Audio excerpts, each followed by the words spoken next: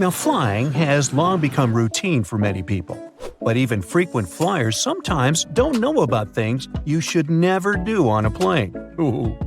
No bare feet on a plane. It's one of the biggest no-nos of air travel. Even if we omit the topic of unpleasant odors. Phew. The airplane floor is extremely filthy. People with contagious foot problems might have been walking the aisles barefoot before you. There's likely to be a lot of dirt left after previous passengers. And don't even get me started on the floor in the lavatories. Ew. If your feet need some freedom, take off your shoes, but at least wear your socks, or bring along a pair of light slippers. Keep in mind that the pressurized air in the passenger cabin is just as dry as it is in the Sahara Desert, with only about 20% humidity. That's why your skin may feel discomfort after a flight.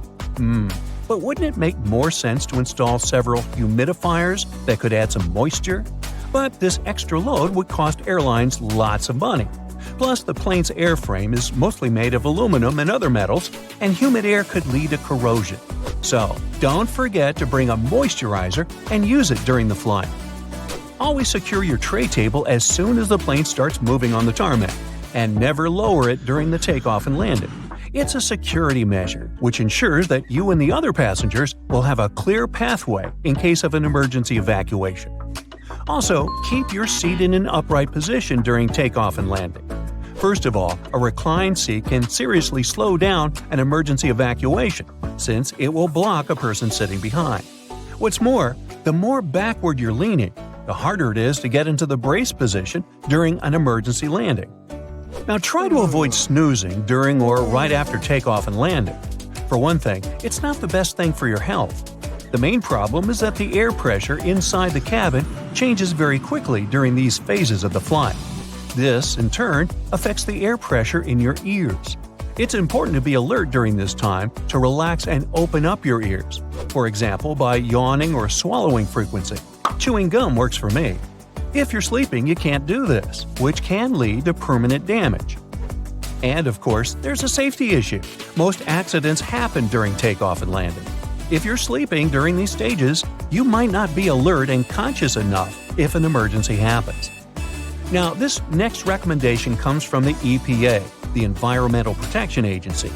According to them, you might want to skip on hot drinks on a plane. The water used to make tea or coffee doesn't come from bottles, it's regular tap water. And water tanks on airplanes are often old and full of bacteria. In 2004, there was a study which found that more than 12% of water samples contained harmful bacteria. But if you still decide to have a cup of hot beverage on a plane, never pour coffee or tea on your own. Flight attendants are trained to handle this task in crowded aisles of a moving airplane and won't accidentally burn you or other passengers. Now, it's probably better if you don't order Coke on a plane. The cabin pressure so low up in the air causes a lot of foam. For apparent reasons, flight attendants don't want to serve you a cup filled with froth. That's why they'll fill only half the cup, then wait for the bubbles to settle, and then finish pouring. That can take ages. Keep your air vent open. This way you'll minimize the spread of germs. Planes have high-quality air filters. They'll catch up to 99% of all airborne germs, so you should be safe there. But make sure to wipe that tray table.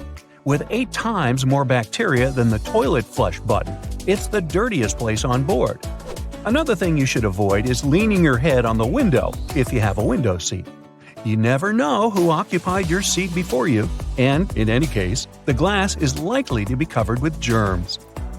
Say no to backless sandals and high heels on a flight. I do. There are very serious safety reasons for such a request. The first is that both these types of footwear make it very difficult to evacuate the aircraft fast. If you wear high heels, you will anyway have to leave them behind in case the crew is using emergency slides during an evacuation. The heels are very likely to damage the slide, so off they go. Now ask yourself, do you really fancy running away from the airplane barefoot? I'll answer that for you. Nope. Instead, wear sturdy shoes with a solid sole. In this case, you won't find yourself standing on the hot tarmac or in the weeds without any footwear at all. Don't stuff heavy objects into overhead compartments. Your things may not stay inside during severe turbulence. And while falling out, they will injure you and other passengers. Ow! That's why, if it feels difficult to lift something into the overhead compartment, better put it under the seat in front of you or elsewhere. Now, don't blame the pilots for the hard landing. When you experience it in bad weather, it might be intentional. If the runway is covered with water or snow, the plane has to touch down hard in order to break the water layer and prevent aquaplaning. Otherwise, the water can perform the role of a lubricant, and the plane won't be able to brake or respond to any control. Deploying an emergency slide when there's no emergency is a very bad idea. It can cause hour-long delays and cost airlines thousands of dollars to pack the undamaged slide back into its container. Why would someone do it? Apparently, some think it'll help them get off the plane faster. Well, they're an idiot. Don't be one yourself. Just keep in mind that it doesn't work this way. Don't ignore the instructions of the cabin crew to open window shades during takeoff and landing.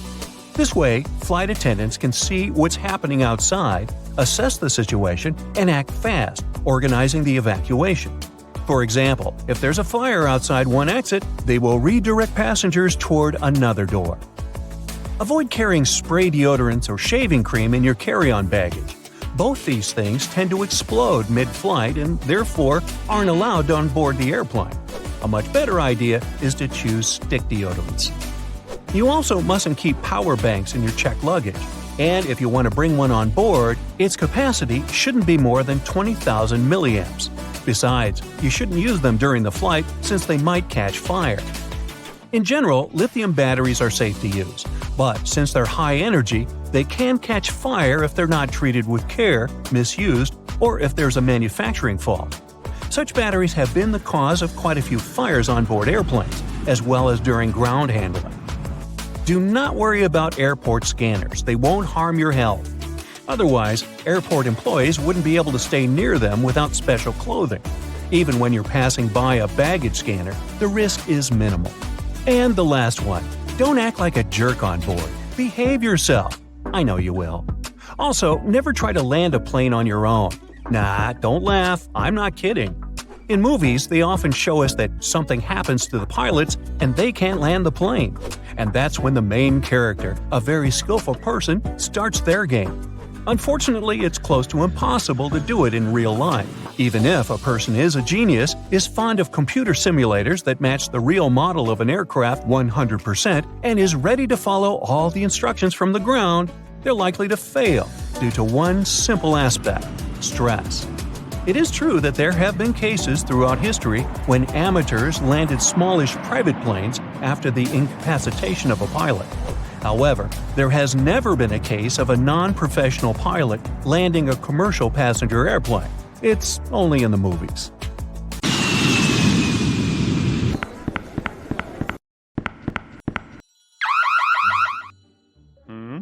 Hey, you've got the wrong person. I'm just a manager going back home from my annual vacation in Europe. The TSA agent pulls out a massive chunk of delicious French cheese from your hand luggage. Turns out, you can only grab really small amounts of soft cheese on board, since it's considered to be liquid. Fun fact, you can bring a cheese grater on board without any problems, but you can grate no more than 3.4 ounces. That's the maximum cheese amount. Wait, you can't grate it. Cheese should be safely sealed in a plastic bag. Good news, hard cheese is fine to travel with.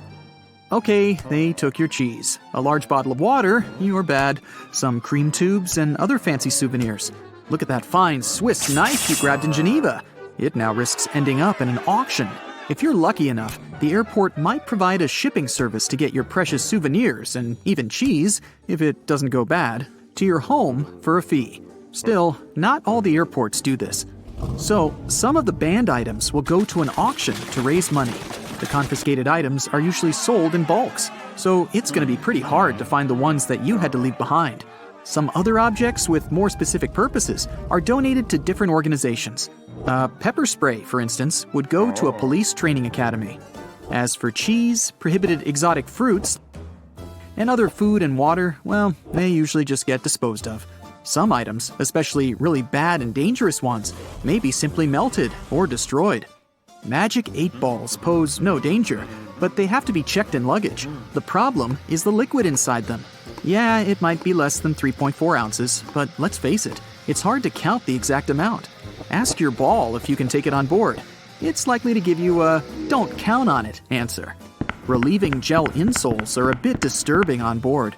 The problem is the same. It's impossible to count the exact amount of liquid. So, no gel insoles, and no gel candles either.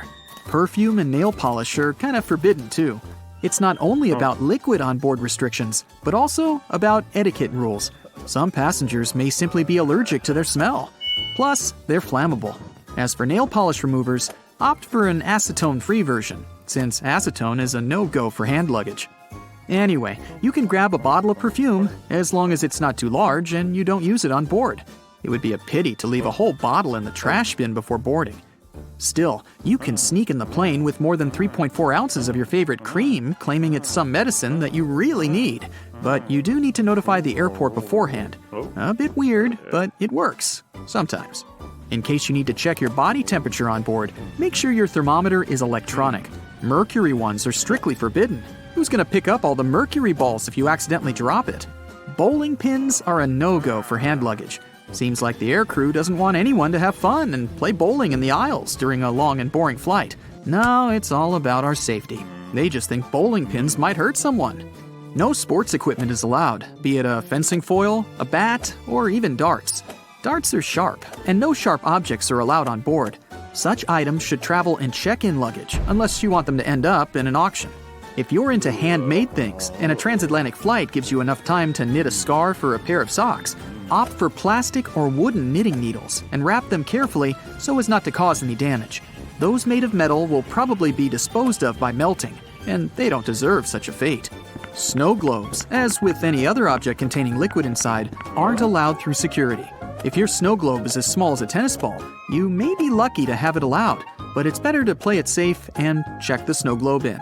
Liquid bleach is definitely a weird object for hand luggage, even if you're traveling in a white shirt. First, it's not allowed on board because it's highly flammable. Second, a brand new white shirt doesn't seem to be the right choice for a flight. Coffee and turbulence just don't mix. Third, the bathroom on board is far too small for laundering. If you're a hairdresser on a business trip, you'll probably have to invest a bit more when booking your flight. No hair bleach is allowed on board. Scissors aren't welcome either, unless their blades are 4 inches or shorter. By the way, scissors that aren't allowed to fly are often donated to schools, which is a good alternative to disposing them. Bad news for hairdressers again. Due to a gas cartridge that's filled with butane, cordless curling irons aren't allowed on board. Good news, electric curling irons are completely fine and safe. If you're an artist, you must have already struggled with security rules. You don't want your paint to get frozen or ruined in the luggage section, so you'll surely want to bring it on board. Security may be okay with your oil paints as long as they're under 3.4 ounces, but there's no way you can grab your extremely flammable turpentine. Now, in case you don't enjoy food on a plane and failed to order a meal on board beforehand, you can take any pan or pot on board and cook it yourself. No, you can't cook, and you can't grab a cast iron pan either. They're quite heavy. That's why they're likely to be dangerous. If a TSA agent confiscates it, it won't end up being donated to a local kitchen. It'll probably be melted.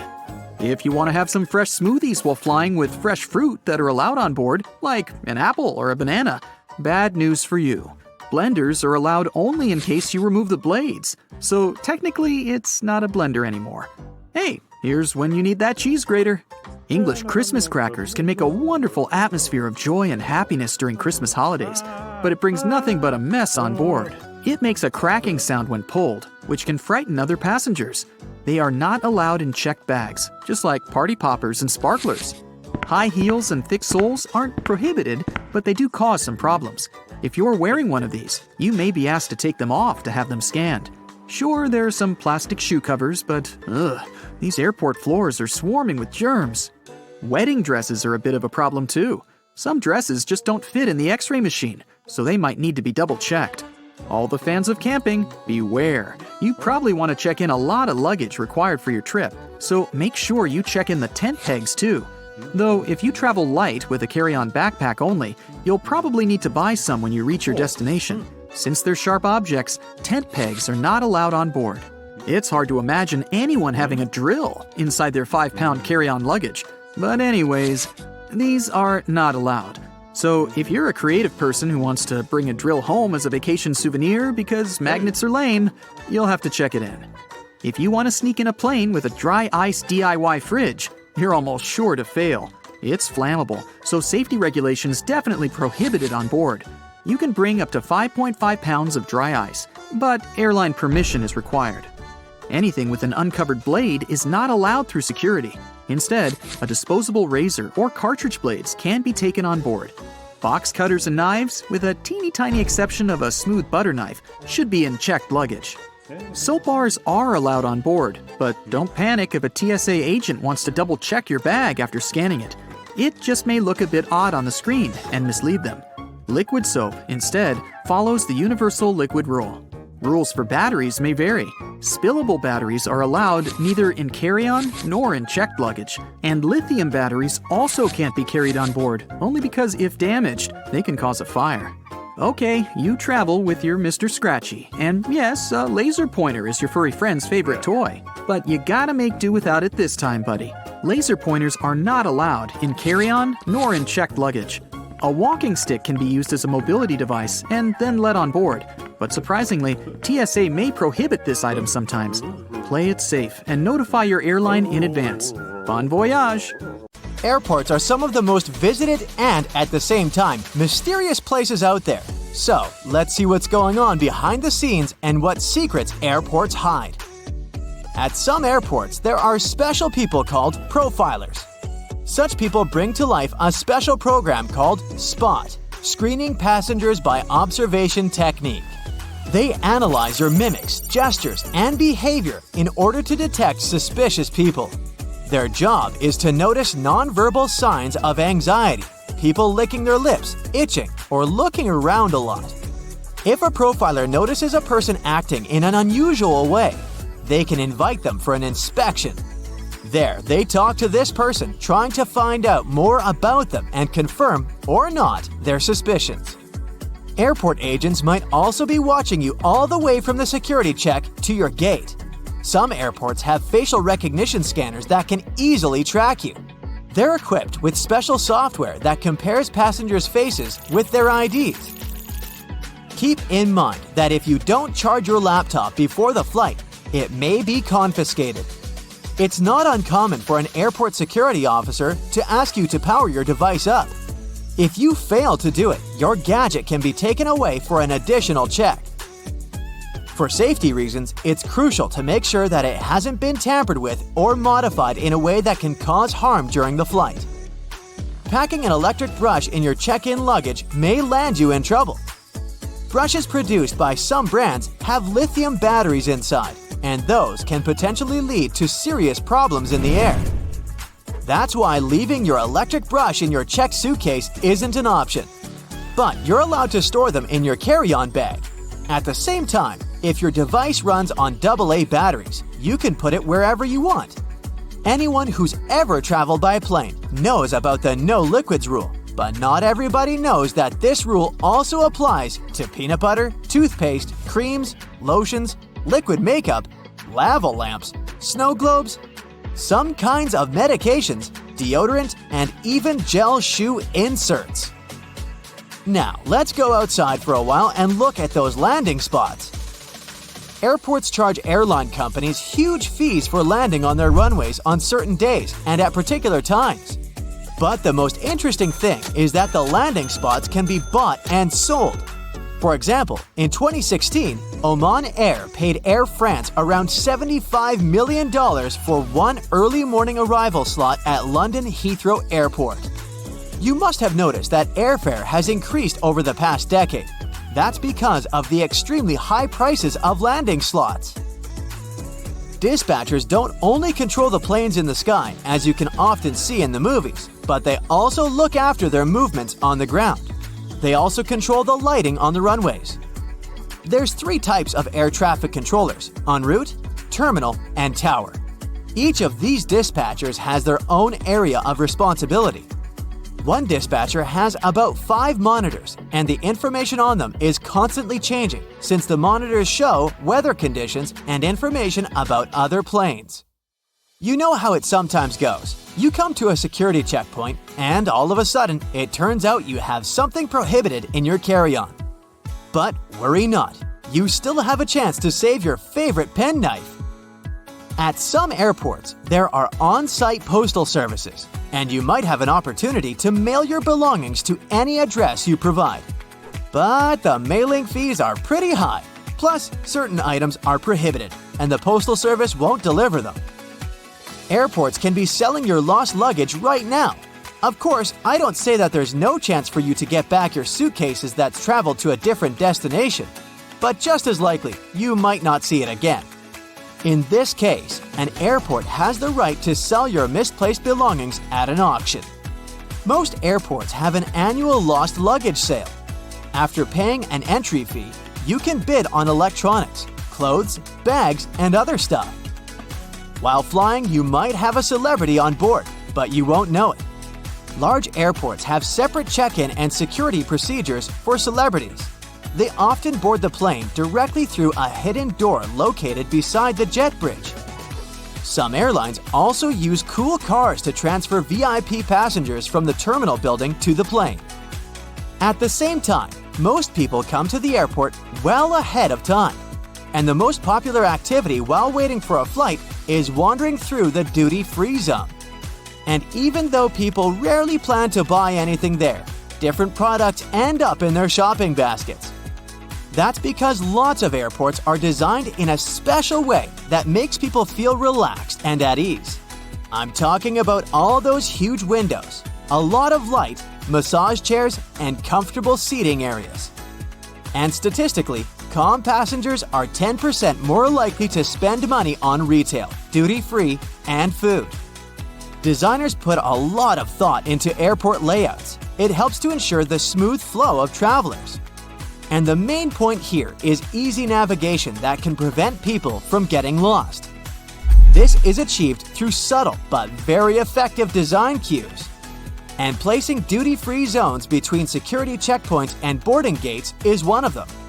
They supposedly help you relax after clearing security and lead you where you need to go. But speaking of food, a celebrity chef restaurant at the airport might not be as good as it would be if you were visiting the real thing.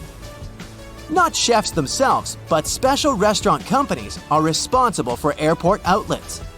One of the reasons is the extremely strict security that surrounds airport deliveries, including food. You may still have a nice meal, but it won't be the same. Now, I'll tell you about one more way airports manipulate you into spending your money. They make you walk through the shiny duty-free stores straight after the security check. But the most curious thing is that the walkway through such stores usually veers to the left. That's done because most people are right-handed, which means they use their right arm to pull their luggage and are more likely to look to the right while passing through the stores. And the duty-free zone veering to the left leaves more space on the right, where passengers are more likely to look. Oh, and have you ever noticed how many mirrors there are at airports? Mirrors are strategically placed there to make airports appear larger and create an illusion of more space. This in turn helps to reduce the feeling of claustrophobia and makes the airport experience more comfortable for travelers. If you have an opportunity, don't exchange cash at the airport. You'll never get a good rate there. Those who didn't buy local currency in advance can instead order it online and collect it at the airport. Some services only need a few hours' notice for such an order, or it might even be better to use an ATM to withdraw some cash at your final destination. Now, have you ever paid attention to airport codes? The most often used are 3-letter codes. Why this number? Back in the 1930s in the USA, pilots used the National Weather Service's 2-letter city codes to refer to airports. But soon, the number of airports in the country outgrew the number of such codes. That's why airlines expanded this system by adding the 3rd letter. It was usually X. That's how LA, Los Angeles, turned into LAX. But even though there shouldn't be 2 airports with the same code, some of these codes sound so similar you could easily mistake one for the other. For example, look at this airport with the code CGP in Bangladesh. And here we have CPG. It's the code of an airport in Argentina. It's dangerously easy to fly to the wrong place, so pay attention. Many airports have carpets at their gate areas. This nicety usually comes with a few other perks: lower ceilings, comfortable seats, and pleasant natural lighting. All this costs more for airports, and carpets are not so easy to clean as hard floors are. But they create a cozy feeling for passengers waiting for their flight, making them more relaxed. Still, it isn't a gesture of goodwill on the part of airports. According to social research, calm passengers are about 7 to 10% more likely to go window shopping and actually buy something in the lounge area or duty-free zone. So, by investing in the passenger's comfort, airports actually increase their own income. If you ever wanted to know what happened to your baggage while you're on board a plane, the short answer is that airport staff don't actually know once it leaves their territory, and they probably really don't care. Sorry. Baggage is sorted automatically. Scanners scan the barcode and sort the baggage according to its destination. The three main tasks of airport baggage handlers are to move your bags from the check-in area to the gate, to move them from one gate to another when you have a connection, and to move your bags from the plane to the baggage claim area. And that's it. So if your luggage doesn't move fast enough, it can be late for your connecting flight, or the exact opposite. Your bag gets to your destination before you do because you're stuck at passport control. Another problem can arise if you forget to tear off any old stickers showing a different destination. In this case, the scanner might send your luggage to the wrong country. Most airports are equipped with giant kitchens where the food for passengers is prepared. These kitchens usually cook food for different airlines at once. And since that oh-so-delightful airplane food must be cooked for about 6 to 10 hours in advance, these kitchens have to work 24/7. And however surprising it might sound, the menu for your flight is developed up to a year in advance. This is a common practice for most airlines because every single ingredient matters and adds to expenses. In fact, one airline managed to save $40,000 after they removed just one olive from every salad they served on their flights. Airport staff sometimes ask passengers to rub their hands on a piece of cloth before putting it into a special machine. It might seem kind of scary, but it's actually harmless. You're simply being checked by a machine called an atomizer. Before their working day starts, employees put samples of dangerous chemicals into the machine. The machine memorizes these smells, and in case a person's hand smells like those chemicals, it alerts airport staff to this danger. You know how it sometimes goes. You come to the security checkpoint, and suddenly, it turns out you have something prohibited to take on board in your carry-on. But don't worry, all the things seized during the pre-flight inspection can be stored at the airport for as long as 3 months. On top of that, you have an opportunity to mail them any address inside the country. Things taken away by security and weren't claimed can also get sold at special auctions and are delivered worldwide. If you have a long layover between flights, going to the nearest hotel to rest might not be the cheapest option. There's a much better trick. Check if the airport or airline sells 24-hour access to the VIP lounge zone. In most cases, you can have free snacks and drinks there and use free shower cabins and rooms for rest at a very affordable price. In multi-terminal airports, search for underground passageways connecting terminals that most people might not know about. For example, at Frankfurt Airport in Germany, there's a walking tunnel between Terminal 1 and Terminal 2 that's mostly used by employees since passengers are simply unaware of its existence. There's an actual term for the first 60 minutes after you clear check-in. The golden hour. It's the time that passengers statistically spend more money in retail and duty-free areas of the airport. And having the most comfortable seats in those areas right in front of the shops is a clever trick to lure you in for shopping. Let's admit, sitting in front of a comfy chair while looking at a flashy sign or shopping window can be tempting, and that's exactly what the airports want you to feel.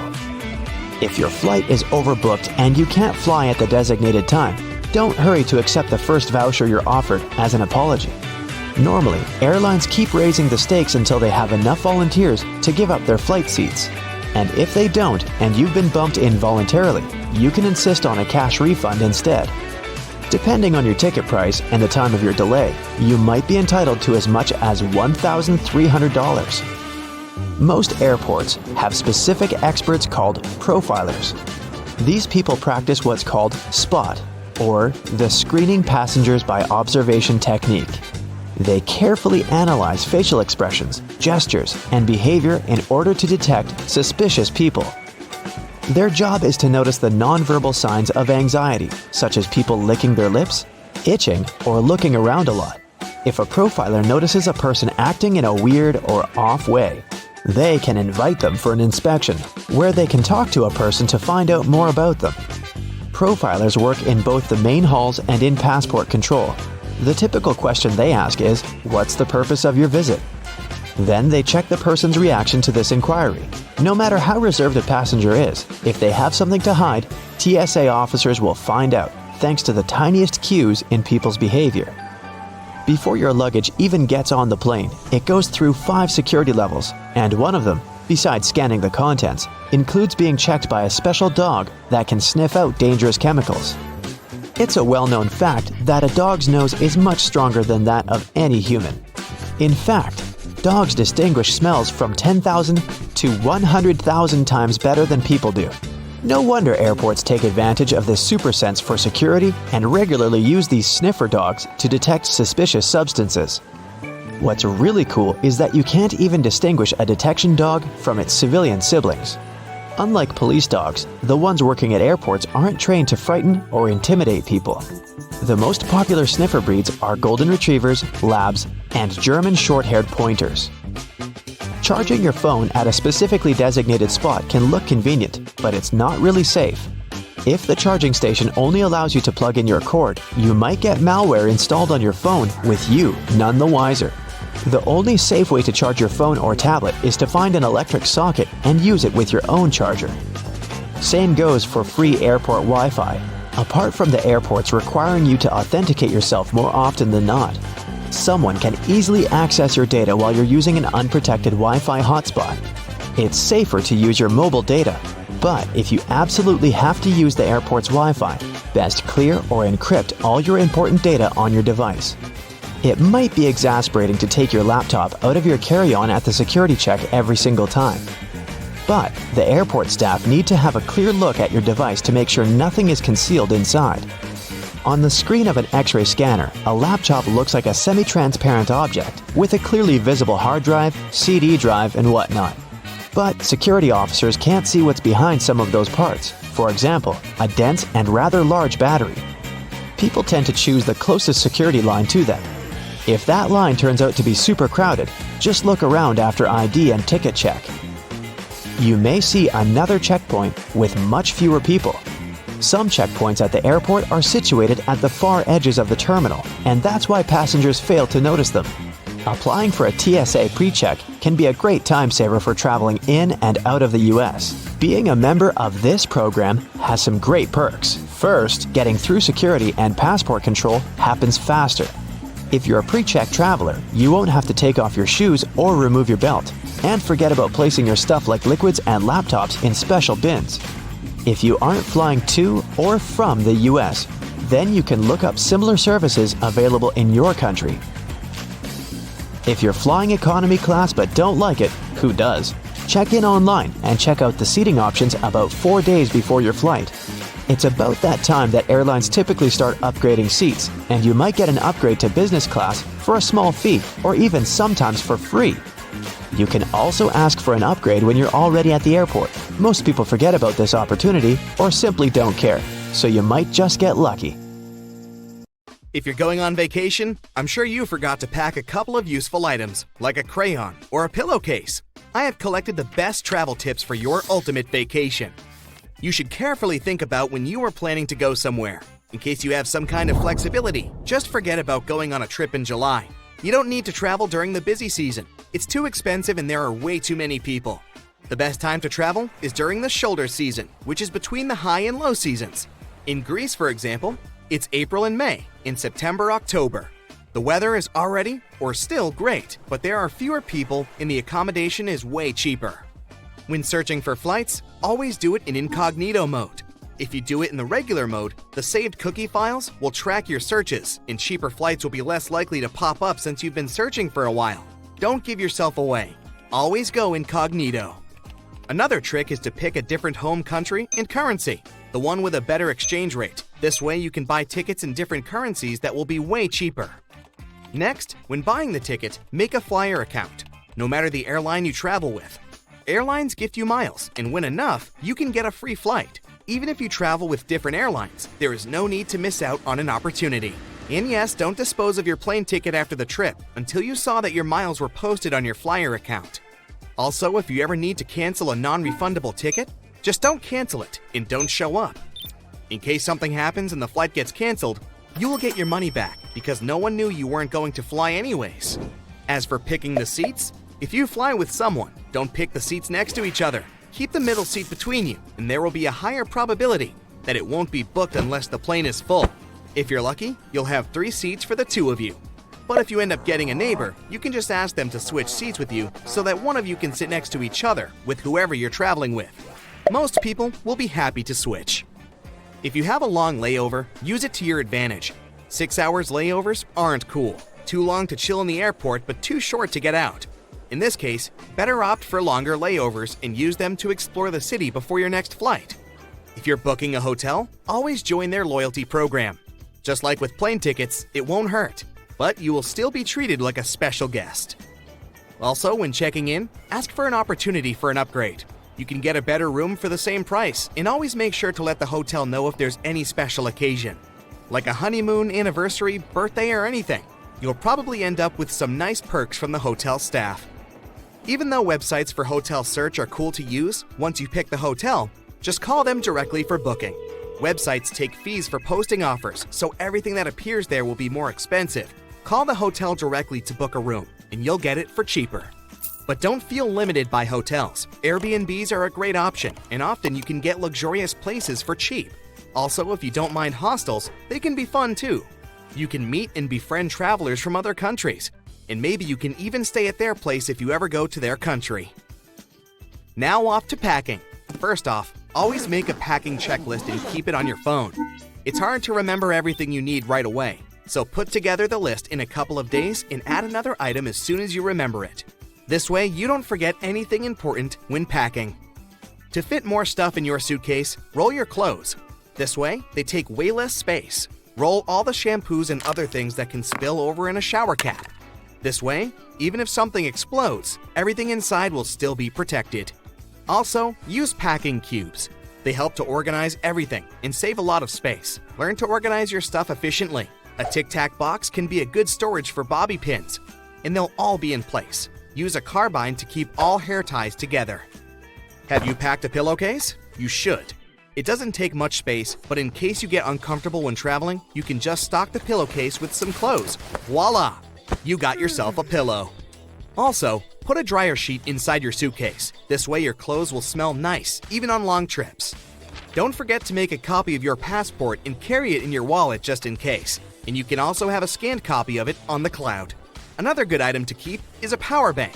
Those outlets in airports and airplanes don't always work. Also, get a crayon. It'll be handy if you need to write something down. Pens don't work well in planes because of the air pressure, and pencils break. A crayon will always be there for you. Also, a clothespin is another little thing you might want to have. You know when you arrive and want to keep your toothbrush from touching any counters? If you attach the pin to it, it can serve as a stand. Another little but useful thing is a bread clip. Those serve so many purposes. You can use it as a bookmark, attach it to the end of the tape roll, or keep in place your rolled cords in. But most importantly, they are a must for your flip-flops. The V-shaped part often comes out through it. To avoid it, just slip the bread clip underneath the bottom. It'll serve as a plug stopper, and your flip-flops will last. What to wear? Of course, comfort is the first priority. Sweatpants and leggings are way more comfortable than jeans.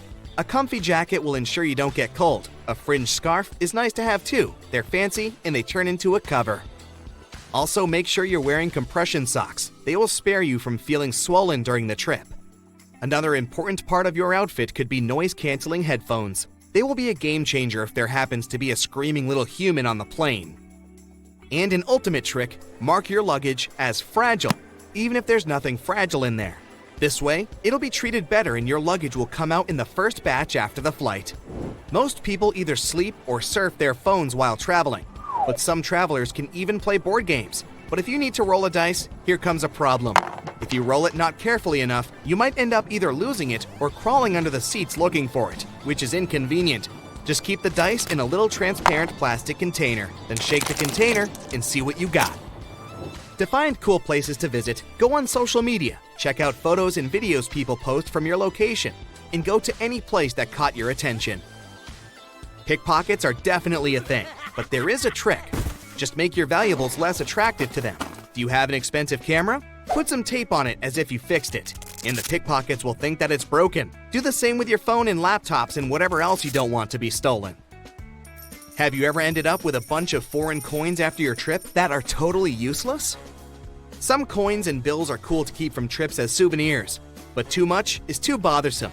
To avoid it, just donate your leftover coins before you leave the country. A good deed and also less weight in your pockets on your way home. Ah yes, everyone loves a holiday. But figuring out what to pack in your luggage can be a daunting task, especially when you're limited on weight and baggage space.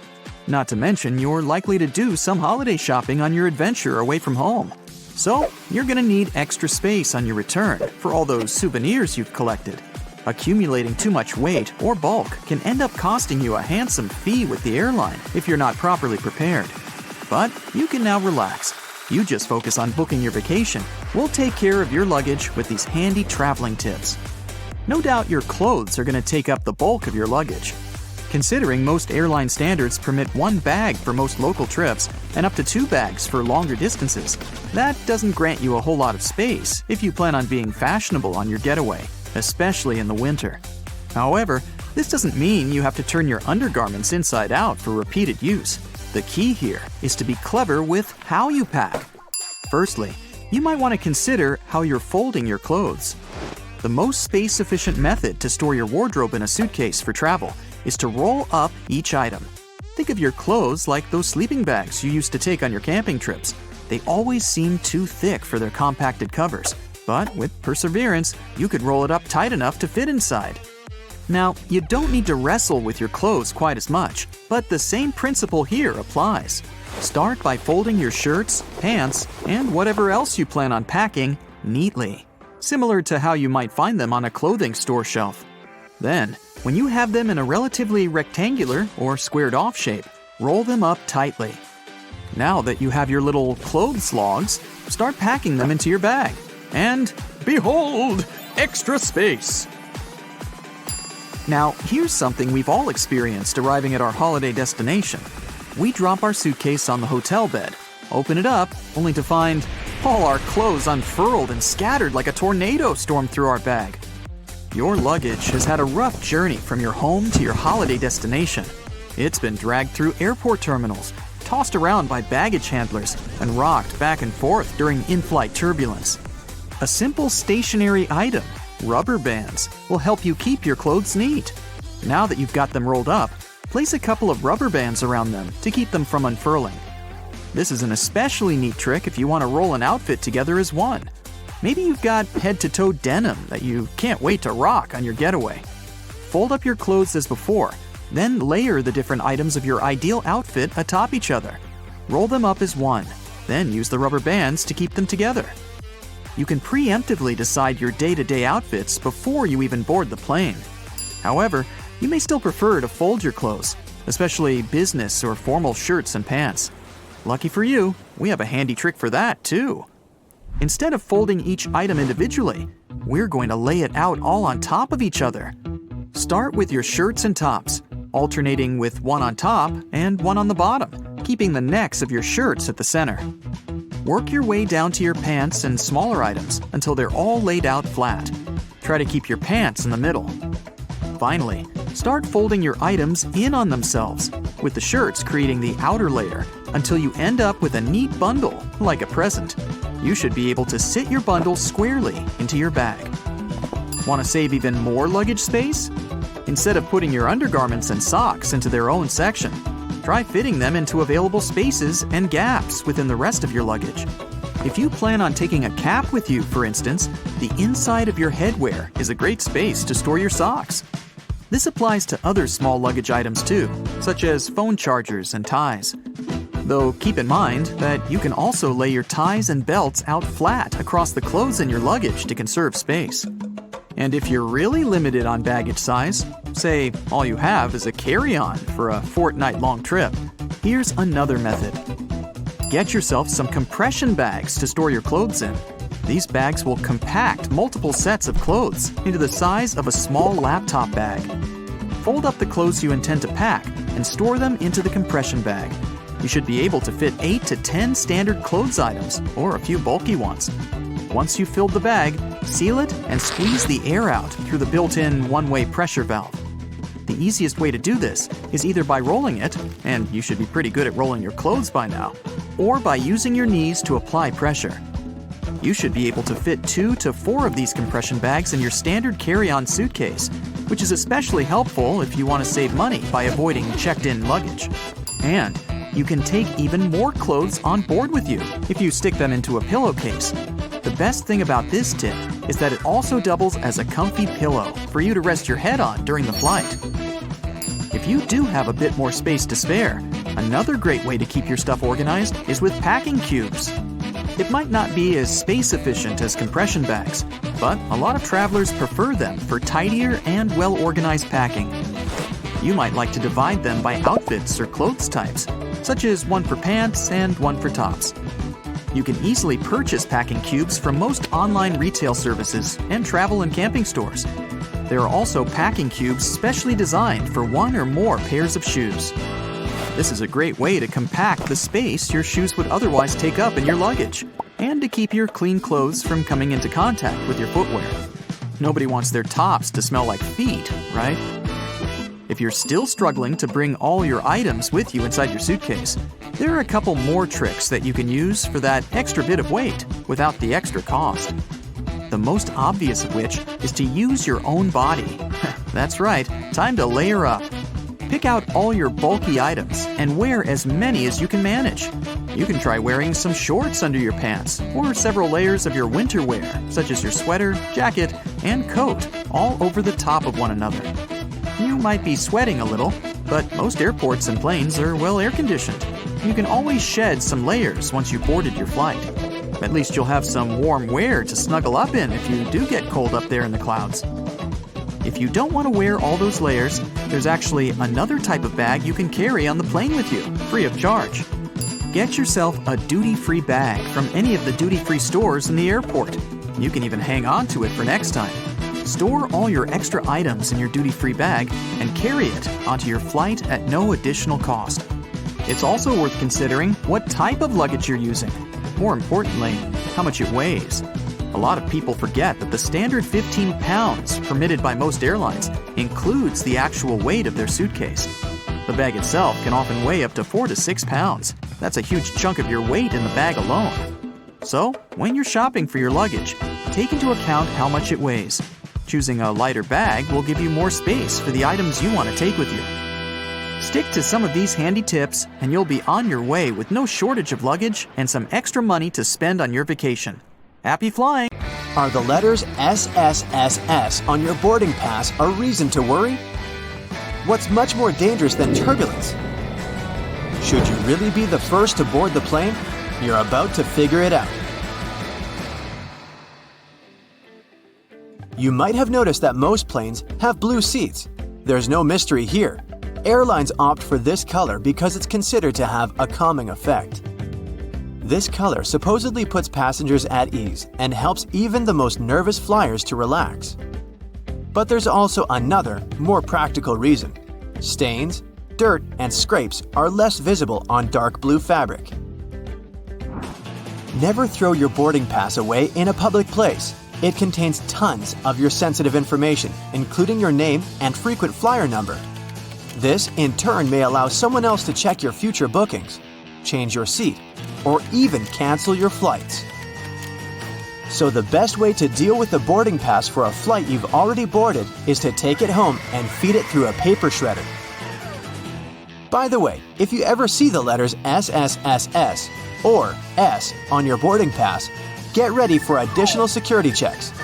Instead of these letters, there may be a checkerboard pattern. Anyway, if you have any of these marks, Your carry-on luggage can also undergo a thorough inspection. Why might they choose you for secondary screening? Some of the criteria are making a one-way reservation or paying cash for your ticket. In some cases, the selection is absolutely random. Look, your gate is open and the boarding is started. Wait, where are you running? There's no need to hurry. The trick experienced Globetrotters use is always board last. For one thing, you don't have to waste time standing in line. Then, there are fewer people on the jetway and in the aisle, and you spend less time on the plane. No one is going to take your seat anyway. There's one exception though. If you have a bulky carry-on bag, it may make more sense not to board last. Otherwise, the chances are high that all the overhead bin space will be occupied by the time you reach your seat. And then your bag may end up in another part of the plane, and you'll have to wait till the other passengers disembark before you get to your luggage. Duh! Before takeoff and landing, flight attendants usually flip a small switch on the bathroom door. This prevents it from flying open when it's not supposed to. With the same ease, a flight attendant can open the door when someone is inside. Look, they only need to lift the lavatory sign and move the knob into the unlocked position. Pilots don't worry about turbulence. That's because they know that there is a thing way more dangerous than any turbulence. It's an updraft. In most cases, turbulence only drops you a couple of feet down, even though it might feel as if you're falling from the top of the Empire State Building. If the turbulence is strong enough for the pilots to ask flight attendants to sit down, the plane can go 10 to 20 feet down. The most extreme white-knuckle turbulence is super rare. But an updraft is a big air mass, part of a storm or some other weather phenomenon, moving upwards. Pilots don't see updrafts on their radars at night, and when a plane hits one, it feels like driving over a huge speed bump at 500 miles per hour. An updraft is also extremely treacherous because it can push an aircraft upward to dangerous altitudes. Modern planes have a special system that detects other aircraft, mountains, and different solid objects in their path. 10 miles away from another plane, and a voice in the cockpit starts chanting, "Traffic, traffic." 5 miles closer, and the same voice begins to give pilots the directions. Airplanes can operate with one engine, even during takeoff and landing. Both engines failing simultaneously is almost unheard of. But even then, a plane wouldn't drop from the sky like a rock. Pilots would have up to 20 minutes to find a suitable place to land. The way the cabin is pressurized has a great effect on your taste buds. You lose up to 30% of your ability to taste sweet and salty things. In other words, it's not that airplane food isn't tasty, you just don't feel its flavor. That's also the main reason why airline catering companies add extra salt and spices to the dishes they cook. But you know what may help you? Noise-canceling earphones. For some reason, that probably has a scientific explanation. Cutting off all that noise around can help your taste buds. Each of those dings you hear during the flight has its own meaning. In most airlines, a boing soon after takeoff indicates that the landing gear is getting retracted. 3 dings in a row means more urgency than just one. A high-low ringtone informs crew members that their colleague needs them in another part of the plane. 3 low chimes means some serious turbulence ahead. Crew members are supposed to put away meal carts, take their seats, and fasten their seatbelts. If you're a nervous flyer, pick a seat in the middle of the cabin. Turbulence mostly affects the front and rear parts of the cabin. The middle section, which is over the wings, doesn't shake so much. Pilots and co-pilots eat different meals. The reason for this precaution is very simple. Imagine both pilots having the same dish and getting food poisoning. In this case, neither of them will be able to control the plane. If they still want to have the same dish and won't agree to have anything else, there's a safety net. Pilots don't have their meals at the same time. If one pilot ate the dish and still feels okay several hours later, the other pilot can brave their meal as well. What would you say when asked about the filthiest place on a plane? Nope, that's not the toilet seat. It's not even in the bathroom. flight attendants warn that you should be particularly careful with headrests, seat pockets, tray tables, and seat belts. Experiments have shown that 1/3 of all seat belts have yeast and mold on them. Most tray tables are covered with bacteria. Seat pockets are extremely filthy too, but headrests are the dirtiest of them all. In most cases, flight attendants don't have enough time to change or disinfect them in between flights. If your captain announces they're finishing some paperwork, it means they're busy revising the flight itinerary or waiting for the ground staff to prepare the flight logbook. That's a journal that contains the official record of a journey. Some places, especially those flying long distances, have secret bedrooms for crew members to catch some shut-eye. These bedrooms, called crew rest compartments, are located either at the back of the plane or behind the cockpit. Such a compartment can have up to 10 comfortable beds where flight attendants can have a rest. Plane windows are made of super strong plexiglass that can easily cope with high speeds. And the window panes are shaped in a special way so that the high pressure inside the cabin pushes them against the aircraft body. In other words, plane windows are very unlikely to get broken. Once upon a time, plane windows were square, but the pressure built up in the corners of such windows, making them ultimate weak spots. This means that each square window had 4 weak spots. This made them likely to crash under the enormous stress of high altitudes. Luckily, making airplane windows curved solved this problem once and forever. Such a shape distributes the pressure and reduces the likelihood of cracks or any other damage. Planes regularly get struck by lightning, at least once a year or once per 1,000 hours of flight time. These days, it's totally safe. The electric charge simply runs through the aircraft's aluminum shell. It doesn't cause the plane any damage. But did you know that airplanes not only get hit by lightning, but they also trigger it? When an aircraft is flying through a cloud, the friction between its fuselage and the air creates static electricity. Sometimes it can cause lightning.